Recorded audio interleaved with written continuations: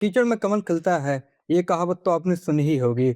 और हाल ही के दिनों में इसका एक जीता जागता उदाहरण है जानवी कपूर। और जिन लोगों को ये नहीं पता, उन्हें मैं साफ साफ बता दूं कि हाल ही में जानवी कपूर ने बांग्लादेश के हिंदुओं के साथ हो रही मॉब वायलेंस और लिंचिंग पर खुलकर आवाज उठाई है। कुछ दिन पहले ही बांग्लादेश के मेमनसिंह जिले के भालुका इलाके में दीपू चंद्र दास के नाम के एक हिंदू युवक को भीड़ ने सरेआम पीट पीट कर मार डाला। और वो बस इतना ही था कि उस कट्टर भीड़ को ये लगा कि उसने इस्लाम के बारे में कुछ कह दिया है। और सबसे डरावनी बात, ये कोई इकलौती घटना नहीं थी। पिछले कई सालों में बांग्लादेश में हिंदुओं के खिलाफ हिंसा, डर और चुप्पी एक नॉर्मल चीज बना दी गई है। मोहम्मद यूनुस के सत्ता में आने के बाद हालात और बिगड़ चुके हैं। मंदिरों पे हमले, हिंदू घरों को निशाना बनाना और प्रशासन की चुप्पी। लेकिन विडंबना तो देखिए, इन सब के बीच कुछ लोग इतने निर्लज्ज हैं कि हिंसा की जिम्मेदारी भी हिंदुओं पर डाल देते हैं। ये फुद्दू लोग कहते हैं कि कुछ ना कुछ तो हिंदुओं की गलती जरूर रही होगी। सोचिए, पीड़ित को ही अपराधी बना देना, इससे बड़ी बेशर्मी की बात और क्या हो सकती है। इसी दोहरे रवैये पर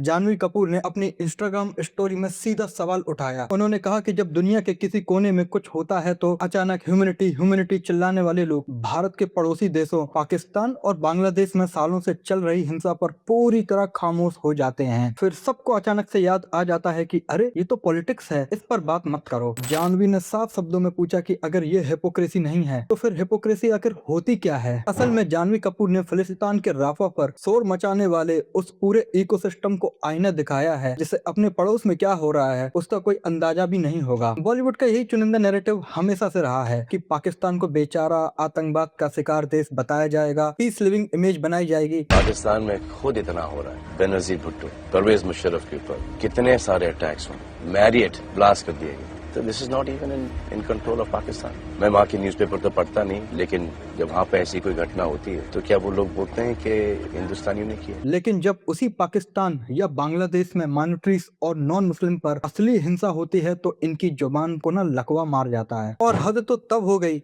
जब all eyes on Rafah trend पर पूरा बॉलीवुड एक सुर में उतर आया, बिना ये जाने कि फिलिस्तीन और इजराइल कॉन्फ्लिक्ट क्या है, कौन कौन से आतंकी संगठन उसमें शामिल हैं। ज्ञान सबको बांटना है लेकिन रिसर्च किसी को नहीं करनी। लेकिन जब बांग्लादेश में हिंदुओं को मारा जाता है तब या तो चुप्पी रहती है या पीड़ितों को ही दोषी ठहराया जाता है।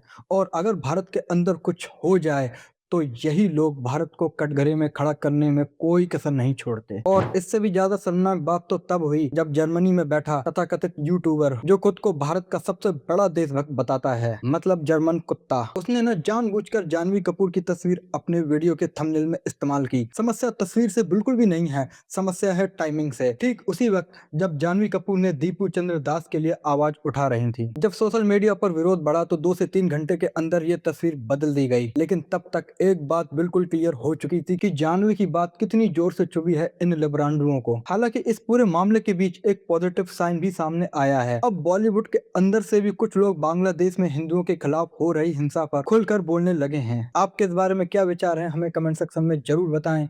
जय हिंद, जय भारत।